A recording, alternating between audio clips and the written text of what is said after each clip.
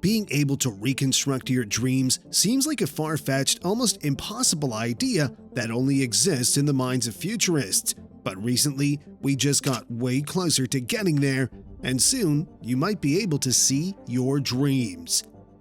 Ready to explore the fascinating field of brain science? Let me tell you about an interesting study that recreated what people were seeing in their heads using the power of computers. Our brains are incredible organs that allow us to see, hear, think, and feel. But how do they do it? Scientists have been studying the brain for a long time, trying to figure out how it works.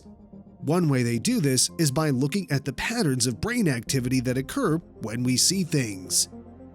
Scientists can track the activity in various regions of the brain when a person thinks or looks at images using a specialized device called a functional magnetic resonance imaging, fMRI. It represents catching a photo of the brain's activity. Here's where it gets really cool.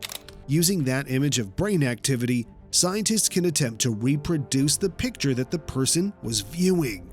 They achieve this by utilizing computers to build a sort of brain map that demonstrates which brain regions were active when the patient saw the image. Yet, it's not as simple as it seems. Sometimes the computer-generated images don't look particularly realistic. The current study fills that gap. A new computer software developed by the scientists called a diffusion model, DM, does a better job of making the images appear realistic. The DM is comparable to a gifted artist who can use the brain's activity map to create a picture that accurately depicts what the person was seeing. The photographs appeared to be amazingly accurate when the scientists tested it on people who were seeing various pictures, which left them astounded. Nevertheless, it goes beyond just taking artistic photos.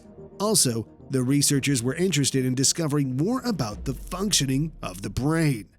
They examined the relationships between the various components of the DM program and the various brain regions. They were able to gain a better understanding of how the brain interprets visual information by doing this. Who knows what new findings the fascinating field of brain science has in store for us? If you liked this video, hit the subscribe button to receive more like this in the future.